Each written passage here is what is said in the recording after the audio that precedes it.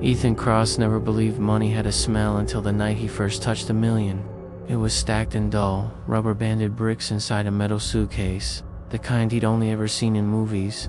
The bills were old, crisp and wrong somehow, wrapped so tightly that they looked like slabs cut from a dead, green corpse. When he leaned closer, expecting paper and ink and maybe mold, he smelled something else. Metallic, warm, like pennies on a tongue, like a nosebleed, like a wound. Blood. He flinched before his fingers even met the money. "Go on," the man in the red suit said, his voice a soft purr that seemed to lap around the warehouse like smoke. "Touch it. You wanted more than you were ever going to scrape together in a dozen lifetimes. Ethan, this is it. $1 million. Cash. No banks, no taxes, no forms, no questions." Ethan swallowed. Outside the abandoned dockside warehouse, rain hammered the tin roof like 1,000 desperate fingers. The place smelled of oil, rust, cold sea, and something else underneath it, all something that felt like old nightmares soaked into concrete. He and the man in the red suit were alone under a single hanging bulb that buzzed with a sickly white light. Shadows pooled in the corners and crawled up the pillars like living things. "This is a joke," Ethan muttered, more to himself than to the stranger. "You said it was $1 million, but it can't be real. Nobody just throws that kind of money in a suitcase. Nobody human," the man said smoothly. Ethan looked up. The stranger had given a false name earlier, Mr. Redfield, but it fit him too well to be real. His suit was immaculate, a shade of crimson so deep it almost seemed to drink the light. His shirt was black. His tie was black. His eyes were a dark, polished brown, ringed with a faint line of scarlet, like someone had drawn a thin circle of blood at the edge of his irises. "Human," Ethan repeated. "Right. So what are you then?" "The one making you rich," Redfield said. "If you survive." Ethan's stomach twisted, but the suitcase held his gaze like a hook. $1 million. $1 million. He imagined it in numbers he could understand. The hospital bills for his mother, the debt collectors, the rent he owed, the loans from the wrong people, the nights hungry and humiliated. All of it could vanish in a single second. He could disappear, start over, leave this rotting city and its rotting shadows behind. He reached out and touched the money. The instant his fingers brushed the bills, the warehouse lights seemed to dim, as if something in the air inhaled. Something oily and cold slid along his skin, like invisible liquid dripping upward instead of down. For a split second, Ethan saw not stacks of green, but stacks of frozen faces, mouths open, eyes rolled back in terror, skin pressed flat like pages in a book. He yanked his hand back with a strangled curse. "What the hell was that?" "Payment," Redfield said. "From other transactions. The money remembers everyone who died for it." Ethan's mouth went dry. "Died for it. This $1 million is stained," Redfield said calmly. "Blood money, in the purest sense. Every bill here has passed through the hands of the dead. People who sold their lives, their loyalty, their souls. This $1 million has watched wars, massacres, betrayals, and deals struck at the last second before dawn. It's powerful, it's expensive, and tonight, Ethan, it can be yours." Ethan forced himself to steady his breathing. "What do I have to do?" Redfield smiled, baring teeth that were a little too sharp. "Bring me a heart." Ethan stared. "A heart, a very particular one," Redfield said. "The heart of the Wolf King." Ethan almost laughed. It came out as a broken sound. What Redfield sighed like a man disappointed in a child. "You live in this city, and you've never heard the stories." "I've heard plenty of stories," Ethan muttered. "None of them ended with me walking away with $1 million though." Redfield's eyes gleamed. "Then listen carefully. The city you think you know is layered. Underneath your bars and alleys and late-night diners, under your police stations and banks and hospitals, there's another city, one filled with teeth and claws and thirst. Vampires, werewolves, the old predators. They've been here longer than you, longer than your family, longer than any skyscraper on the skyline." Ethan snorted, but it was weak. $1 million sat between them like a solid block of temptation. "You expect me to believe in vampires and werewolves because you brought a briefcase full of magic money. I expect you to believe," Redfield said, his voice suddenly colder, "because one of them just put out a bounty on the other, and they chose you to play the middleman." Ethan shook his head. "Why me?" "Because you're expendable," Redfield said pleasantly. "Desperate, invisible. No one important will miss you. You walk between worlds without realizing it. You already owe money to men who kill for far less. You've watched your mother gasp for breath in a hospital that doesn't care if she dies, as long as the bills are paid. A man like you is ready to gamble, and you're stubborn enough not to drop dead the first time you see something with fangs. He stepped closer. You're perfect. Ethan flinched at the accuracy of it all, hating how naked his life looked when Redfield laid it out in plain words. What if I say no? Ethan whispered. Redfield glanced at the suitcase. Then I close this. I walk away. The people you owe will find you in a week, maybe less. Your mother's debts will swallow her. Those are the tame monsters, Ethan. Boring humans with paperwork, or his hand rested on the suitcase handle. You can take this contract, step into the dark, and maybe, just maybe, walk back out with $1 million and enough power to never be prey again. The bulb above them flickered in the wind. Somewhere, a metal door banged in the distance. The sea smashed itself against cement pillars in endless dull roars. Ethan thought of his mother's thin, trembling hands. He thought of the landlord's sneer, of the loan shark's heavy steps on the stairs, of the oxygen machine wheezing in the corner of a peeling room. Where, Ethan said slowly, do I find this Wolf King? Redfield smiled. The city at night was a mosaic of lights and shadows, but Ethan had never seen it quite like this. He followed Redfield's instructions, every corner a new question. As he walked, the streets seemed to grow narrower, older, as though he were moving backward through time. Neon signs gave way to rusty iron lamps. Glass skyscrapers turned into brick buildings with boarded windows. The hum of traffic faded behind him, replaced by the distant, lonely howl of a stray dog and the drip of leaking pipes. Redfield had given him 3 things: a folded map with black ink symbols that made his eyes hurt if he stared too long, an old silver knife that felt too cold even through leather gloves, and a warning. Tonight is the blood moon truce, he had said. Once every few decades, the vampires and the werewolves meet to negotiate their terms. They choose a neutral ground, old, sacred, hidden. The Wolf King will be there. So will the Queen of Fangs. They will try not to kill each other until words fail. They probably will fail. Ethan had tried to laugh, and I'm supposed to stroll in the middle of that like a pizza delivery guy. Redfield's gaze had turned almost affectionate. That's exactly why it might work. Now, Ethan stood at the mouth of an alley so narrow, it looked like a crack in the world. At the end of it, a rusted iron door glowed faintly red around its edges, as if someone had lit a fire on the other side. He checked the knife at his belt, swallowed, and walked forward. The air grew warm as he approached the door. Not comforting, warm, more like the inside of a living thing, damp and suffocating. He could feel his own heartbeat in his fingertips. The closer he got, the clearer the sounds on the other side became. Low voices, layered and overlapping, some smooth like flowing water, some raw and growling, punctuated now and then by laughter, sharp enough to cut. Ethan raised his hand to knock. The door opened on its own. For a second he was sure he had walked into hell. The room beyond was huge, its ceiling lost somewhere in darkness, crossed by strands of red light, like glowing veins. Old stone pillars held up the gloom, their surfaces carved with symbols that made his stomach churn. Torches burned not with orange fire, but with a steady crimson glow that painted everything in shades of blood. In the center of the room was a long table made of black wood, polished to a mirror shine. On one side sat figures still to be human vampires, Ethan realized, breath-catching. Their skin was pale in a way that had nothing to do with health. It was the pallor of marble, of statues stolen from a graveyard. Their eyes gleamed, some red, some gold, some a flat, cold black. They wore suits or dresses, old coats and modern jackets, all in shades of black, crimson, and deep midnight blue. They looked like royalty that had never died. On the other side of the table sat the werewolves. They were human mostly, at least they wore human skin like clothing, but their eyes were too bright, too reflective, catching the torchlight like animals' eyes. Their shoulders were broader, posture coiled tight, muscles tense as if they were always a heartbeat away from leaping. Some had claw marks on their faces, scars that only made them look more dangerous. The air around them smelled faintly of fur, wet earth, and storm.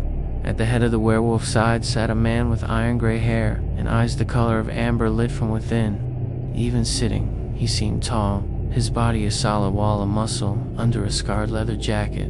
His hands were clasped in front of him on the table, but his fingers tapped, restless, curved like claws that wanted to become real. And facing him, at the head of the vampire side, sat a woman. She was not what Ethan expected.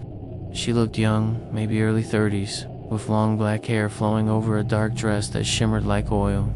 Her skin glowed faintly, as if lit from underneath. Her eyes were a deep, ancient red. There was no crown on her brow, but the way everyone looked at her, wolves and vampires alike, made it clear who she was. The Queen of Fangs, the Wolf King, and Ethan Cross stood in the doorway of their truce. Every head in the hall turned toward him. The torches flared. "Human," someone hissed in a voice that slithered across stone. "Who dares bring prey in here?" A growl ripped out from the werewolf's side. Ethan's heart slammed against his ribs. His legs screamed at him to run, but Redfield's words echoed in his head. "Do not run. Walk. Straight. Forward. They devour fear like wine. Don't spill a drop more than necessary." He forced himself to step inside. The door closed behind him with a sound like a final heartbeat. "Forgive the interruption," Ethan said, surprised at how steady his voice sounded to his own ears. "I was invited, I think." He raised the folded map. The Queen of Fangs' gaze sharpened. "Who sent you, little mortal?" Her voice was smooth and rich, with a faint accent from somewhere long gone. It coiled around the room and settled on his skin like silk. Ethan swallowed. "A man in a red suit. Calls himself Redfield." The reaction was immediate. Several vampires hissed softly, like steam escaping from a dozen cracks. A few of the wolves growled, shoulders tensing, lips peeling back just enough to show teeth. The Wolf King's fingers stopped tapping. "That name," the Wolf King rumbled. "We do not say it lightly in this room." "Oh," Ethan said weakly. "Good to know." The Queen leaned back in her chair, studying him with eyes that saw far too much. "The broker of blood barges into our night of truce through a human messenger," she said. "How very like him." She rose from her seat. The motion was small, barely any effort, but the air changed when she stood.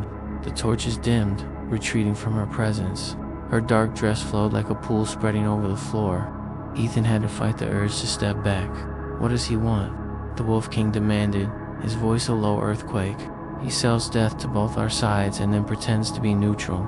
I should have torn out his throat the last time we met." "You tried," a vampire murmured. It grew back. The wolves snarled among themselves at that. Ethan took a breath. "He wants a heart." Silence dropped over the room like a guillotine. The Wolf King's eyes narrowed to burning slits. "Whose heart?" Ethan forced the words out. "The heart of the Wolf King." Chairs scraped. Growls rose like a storm. A few vampires smiled with thin, delighted lips. The Wolf King stood slowly. He was even more massive than he had looked sitting down. The lines on his face were cliffs carved by old battles. His amber eyes were bright enough to burn. When he spoke, his voice seemed to vibrate in Ethan's bones. "You walk into my presence, human, and declare someone wants my heart. Do you realize what happens to those who even whisper such a thing?" Ethan's throat felt tight. "I figured I'd find out." Somebody laughed a rough, humorless bark from the werewolf's side. "He's either brave or stupid," one of them muttered. "Maybe both." The Queen of Fangs smiled slowly, showing the barest hint of long, elegant canines. "Redfield is making his move, then, offering 1 million of his special currency, I presume." Ethan hesitated. "Yeah, how did you know?" "Because no ordinary million would dare buy a king," she said. "He is offering blood-touched money, a fortune distilled from death itself. It belongs to no world and every world. Vampires can drink power from it. Wolves can be ruined by it. Humans are simply crushed." She walked toward Ethan, each step echoing a heartbeat. "And why, little mortal, did you accept this job?" Ethan thought of lying, thought better of it. "My mother is dying," he said. His voice cracked despite himself. "The hospital wants money. The wrong people want money. I'm drowning in it, in the lack of it." Redfield dangled a way out. He shrugged, jaw tight. "I took it." The Wolf King watched him with an expression like carved stone. Some of the wolves looked away, as if reminded of something they didn't want to feel. The vampires, for the most part, watched with detached curiosity. "You have nothing but desperation," the Queen said softly. "No fangs, no claws, no army, and yet you walked into a den filled with 2 apex predators to tell one he has a price on his heart." She turned her head slightly, studying him. Bravery and stupidity indeed. So, Ethan said, "What now? Do you rip out my throat? Or do we talk about that million?" The room murmured again. The queen's lips curled. "Humor," she said. "How unfortunate. I almost like you." The Wolf King slammed his palm on the table. The wood shuddered. "I will not be hunted," he snarled. "Not by leeches, not by shadow brokers, and certainly not by humans tempted with trinkets." His gaze pinned Ethan. "You will return to Redfield with a message." Ethan felt something heavy drop in his stomach. "I can't. You dare defy me," the king growled. "I don't know how to find him," Ethan said. "He finds me. He always finds me. If I walk out of here without what he wants, he'll know.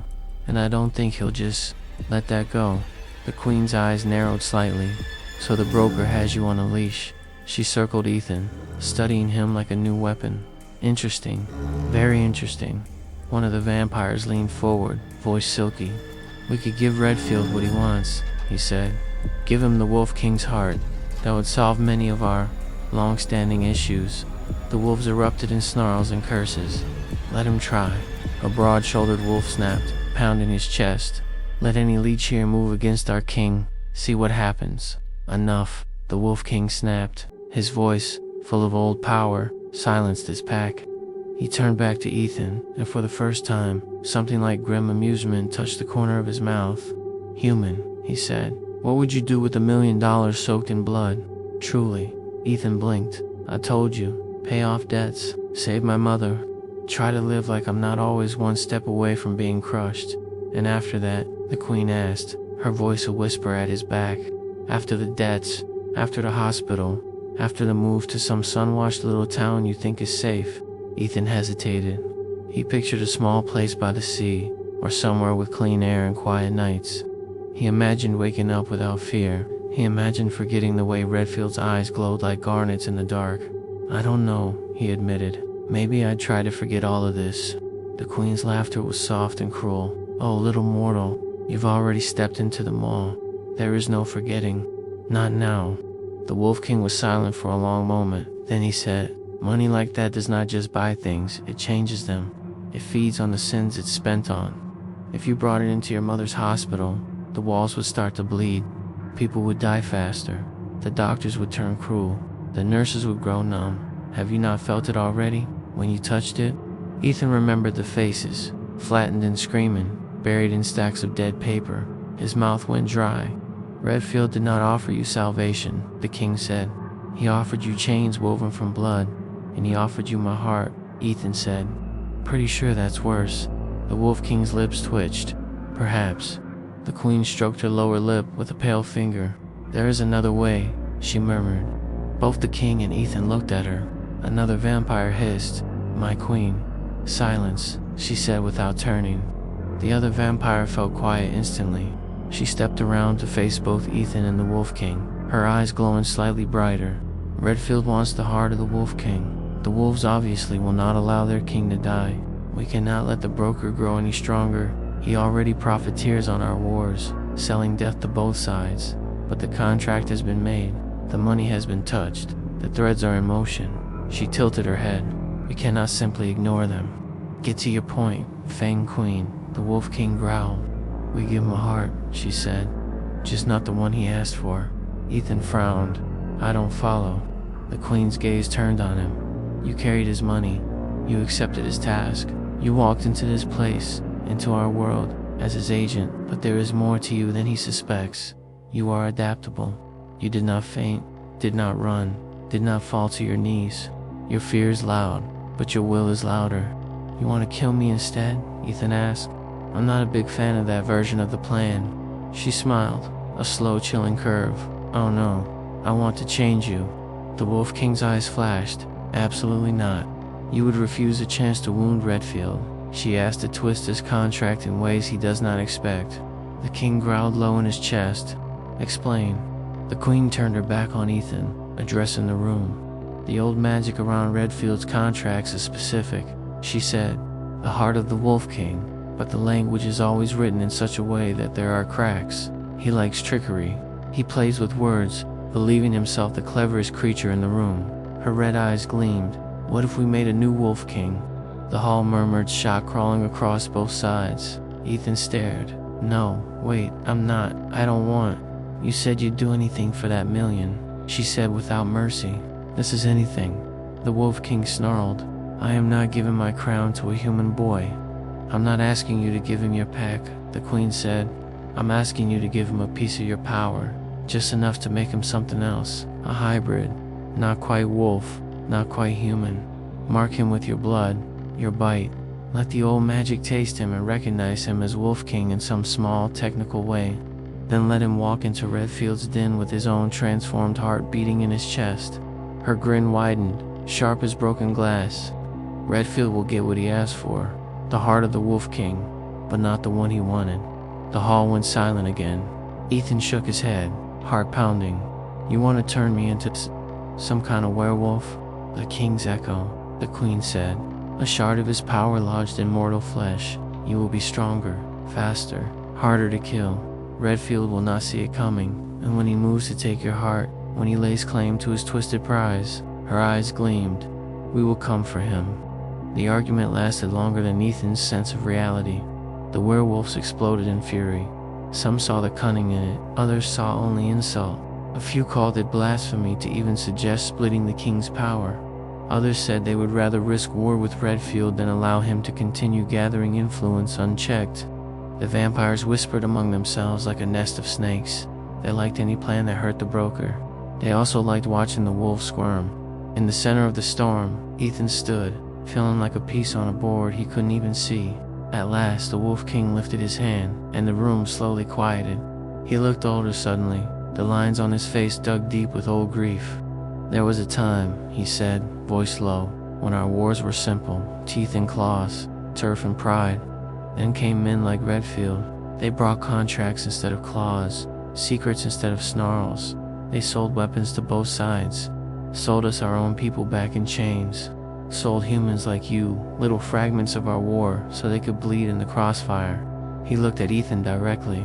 In every war, there is a moment where you must choose which monster grows and which one bleeds. Tonight may be one of those moments. Ethan shifted uneasily. I'm not a hero. I'm just some guy who owes too many people too much money. Heroes are just survivors who tripped into the right place at the worst time, the King said. You did that much already? He turned to the Queen. If I do this, it will not be lightly. A fragment of my power is not a toy. A human body might break under the strain. If he dies, problem solved, one vampire said dryly. Redfield loses his pawn. We lose a potential liability. Thanks, Ethan muttered.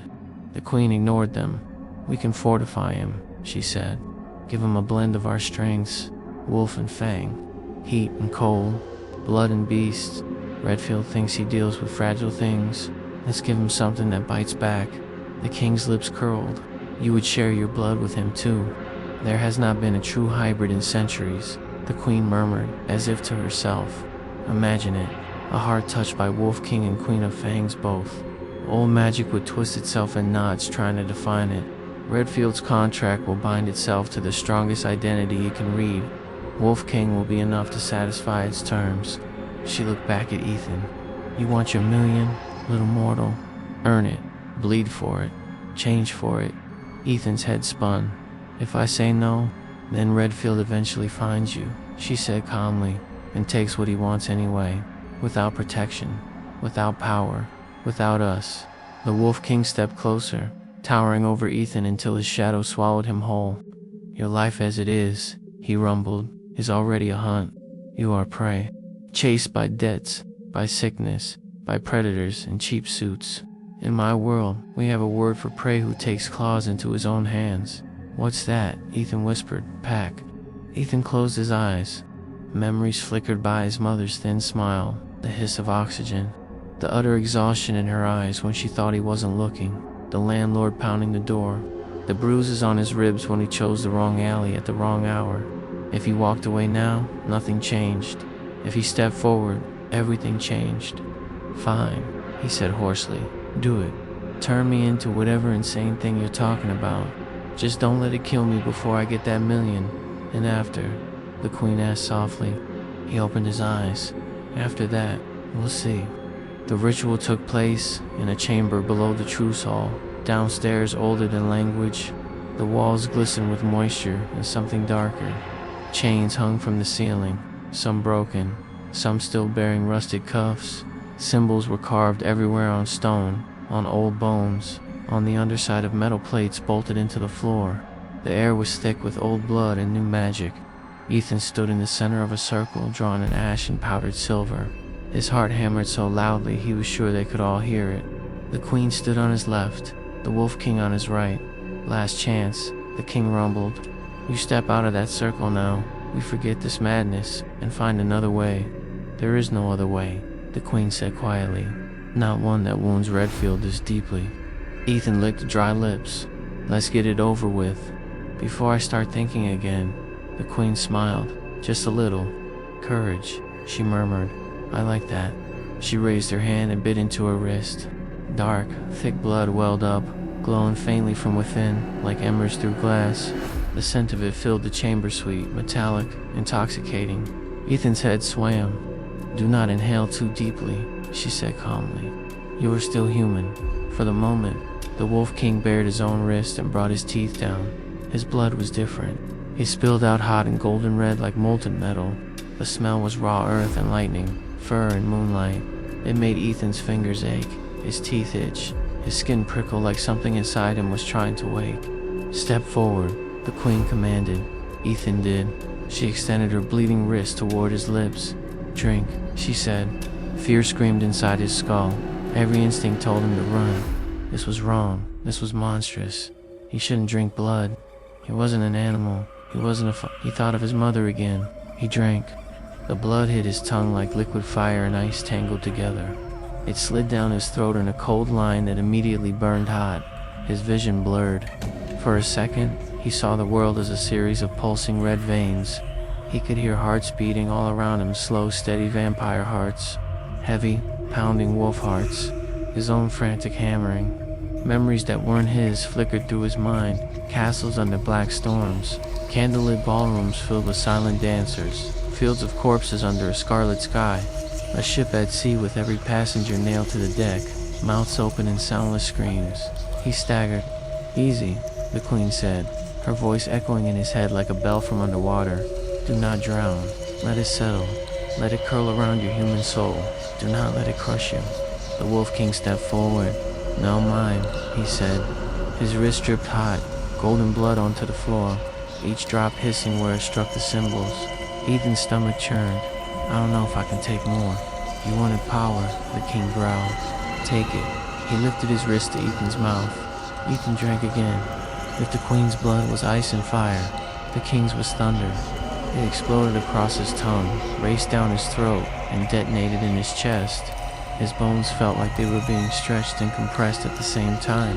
His teeth ached like they wanted to lengthen. His fingers spasmed, nails digging into his palms with animal force.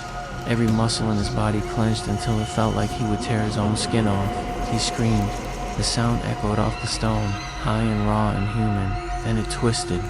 His scream dropped in pitch, became a roar, then a growl, then something that wasn't quite any sound a human throat should make. His back arched. He fell to his knees. The circle burned bright around him, holding the magic in, keeping it from tearing the room apart. Hold him, the queen hissed. Hands pressed on his shoulders, not hands. Claws and fingers, fur and skin. Wolves, vampires, maybe both, anchoring him in the circle as his body tried to thrash its way out of itself. His heart pounded so hard his vision went white. Then it felt like someone reached into his chest and twisted. He saw it. For a surreal, impossible moment, he saw his own heart.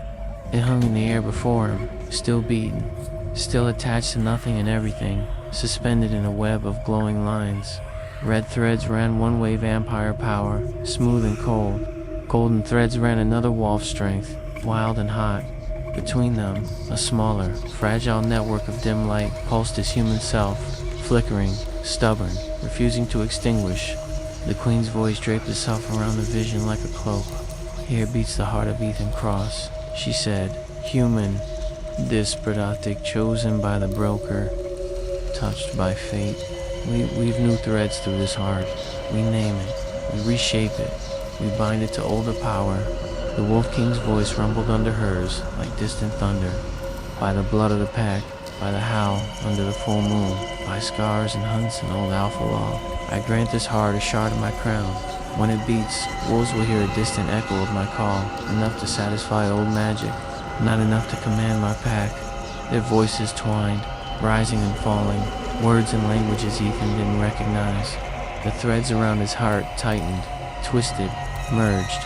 Red and gold sank into his own pale light until they were impossible to separate.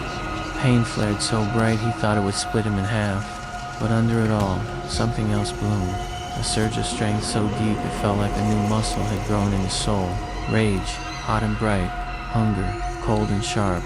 They circled each other in his chest, snapping and hissing, but neither devoured the other. "Behold," the queen whispered. The glowing heart pulsed once, twice. Then it slammed back into his chest. Ethan's body convulsed. For a second he thought he had died. Then he took a breath that felt like the first real breath of his life.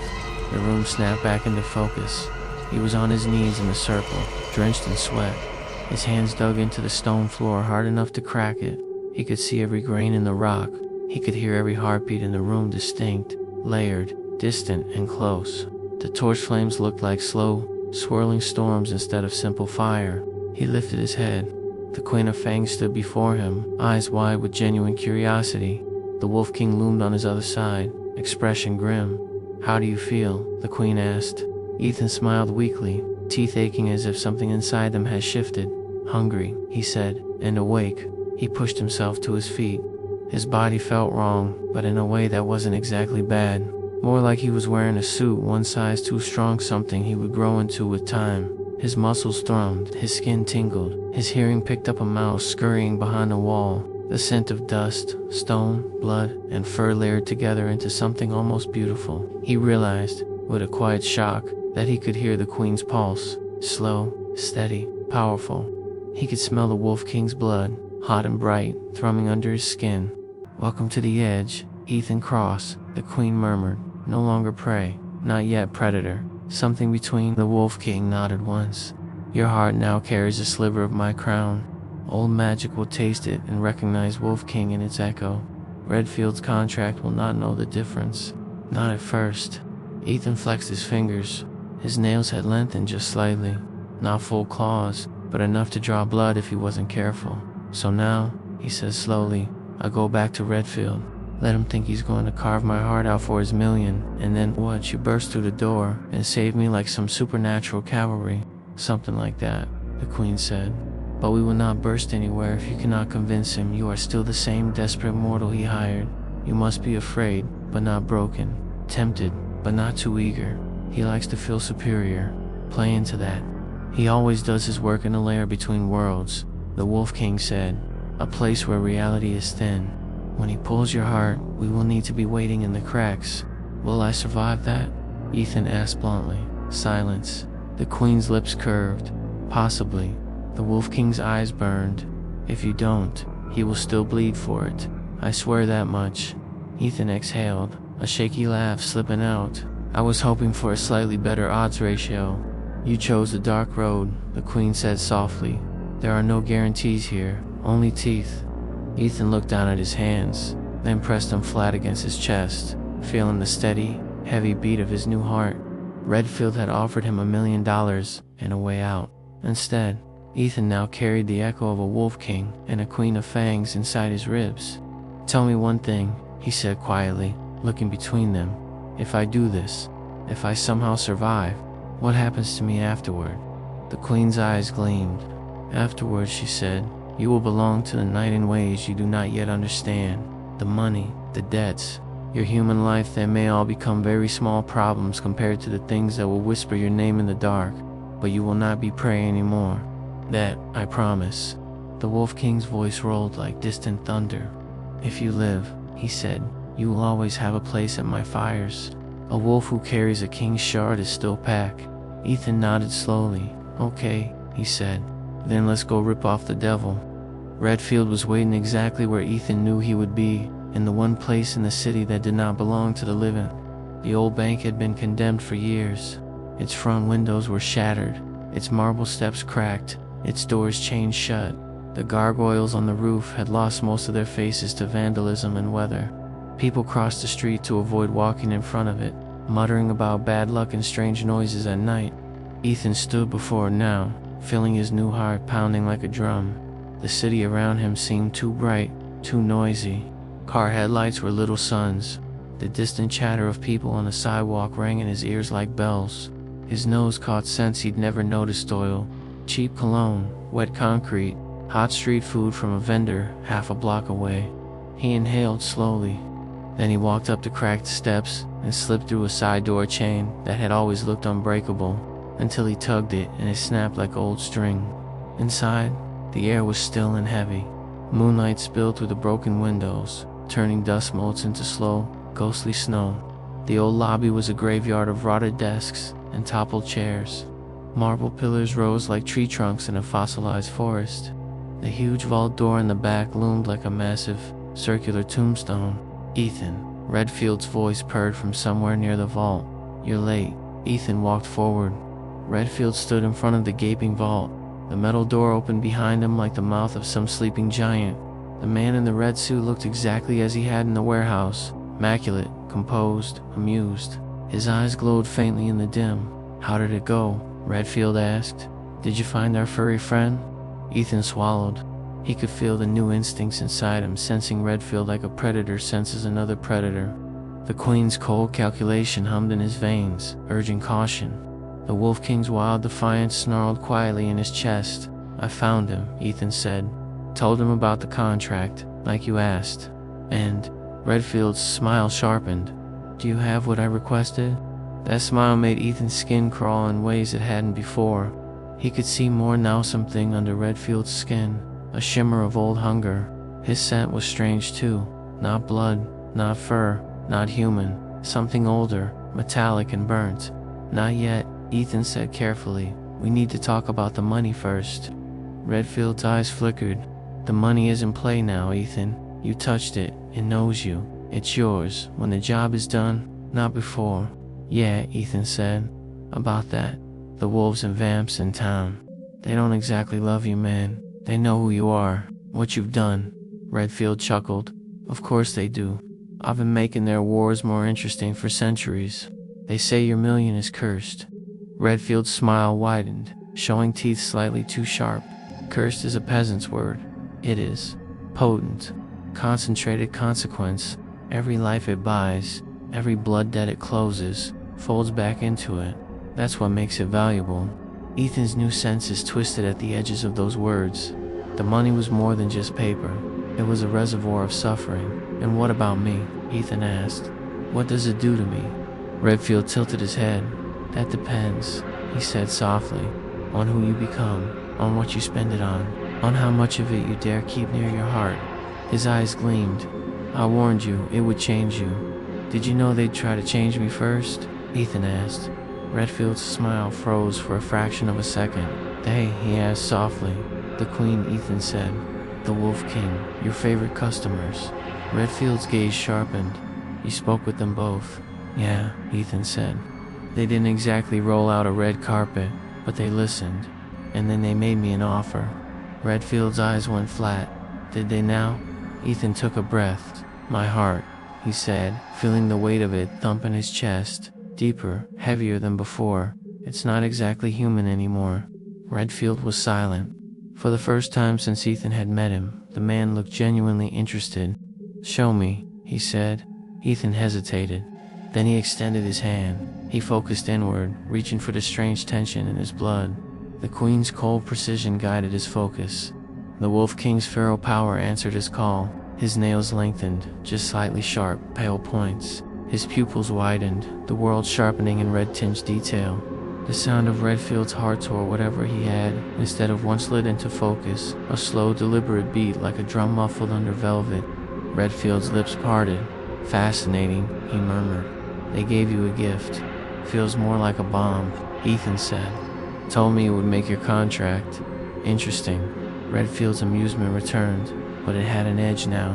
"Old monsters and their old tricks," he said, twisting words around, trying to outplay the one who wrote the script. "They forget who taught them half those games." He stepped closer. "So, he said softly.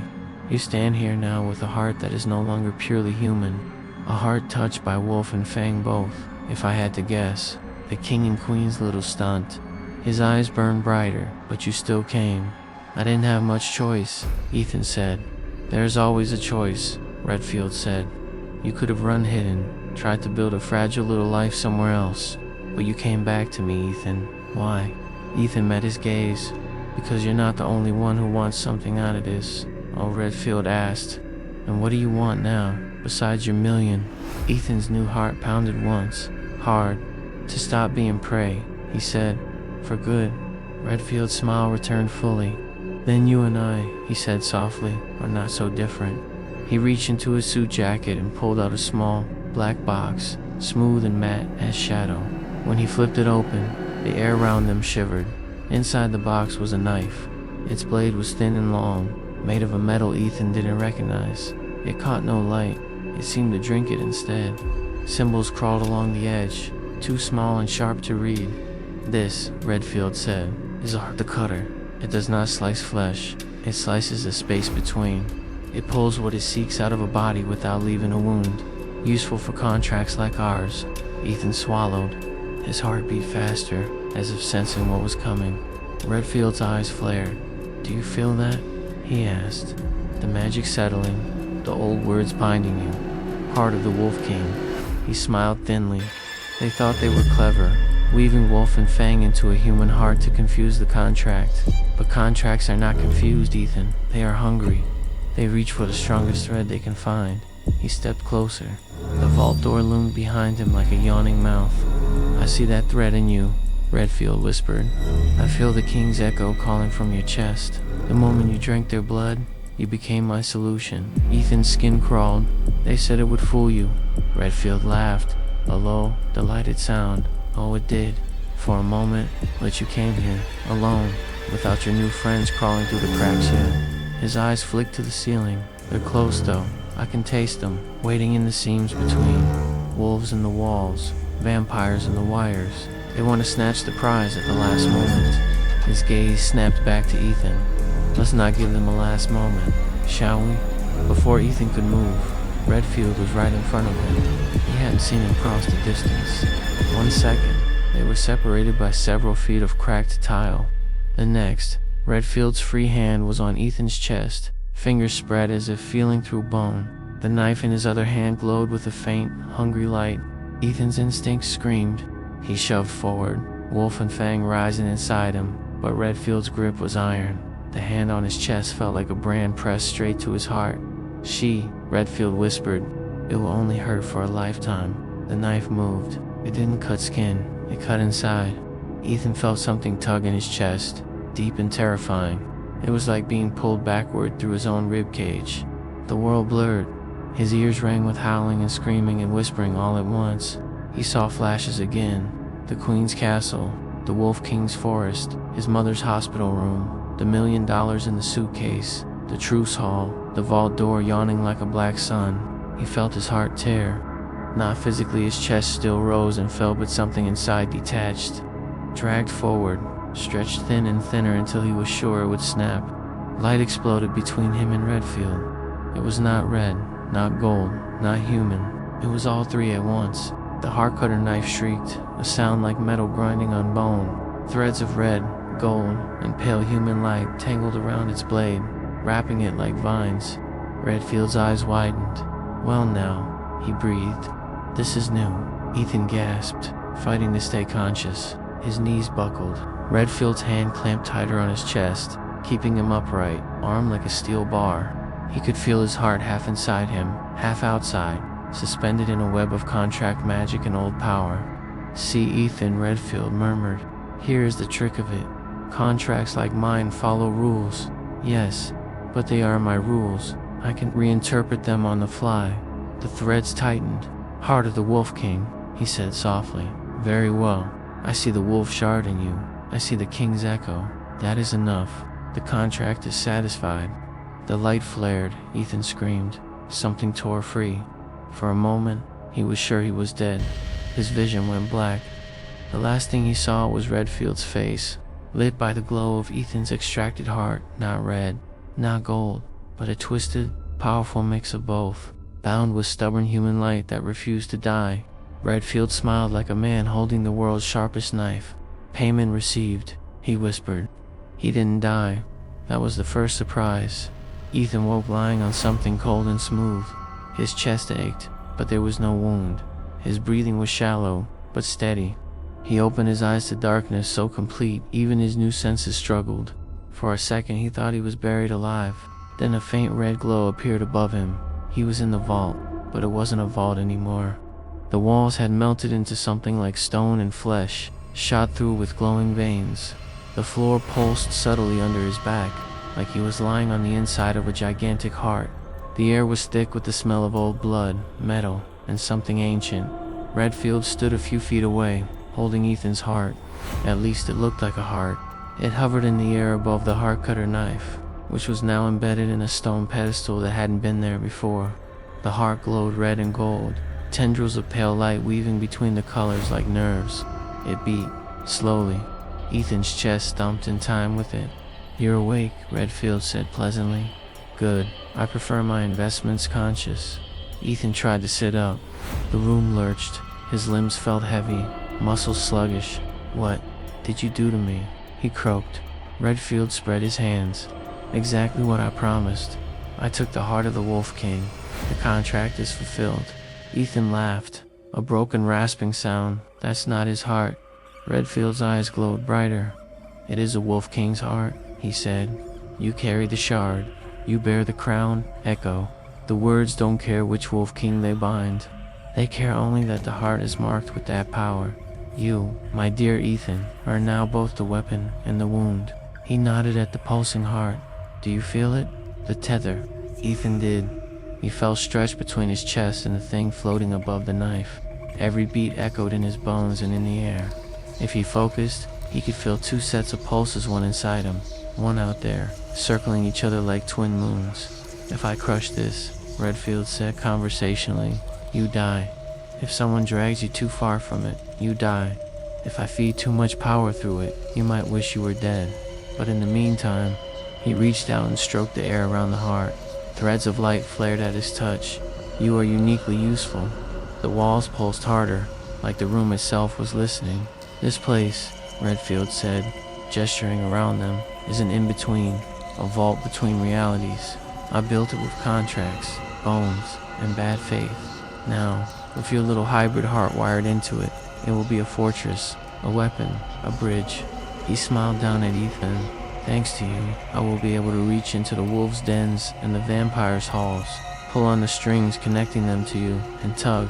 And every time I do, your heart will burn a little more." Ethan's fists clenched. "You're insane," he whispered. "Possibly," Redfield said, "but very rich." He nodded toward the shadowy edge of the vault. "And speaking of rich," the suitcase sat there, its metal surface gleaming faintly in the red glow. "Your million," Redfield said. "Open it if you like. It's all yours now. You've more than earned it." Ethan stared at it. He could feel the money inside radiating cold and heat in equal measure.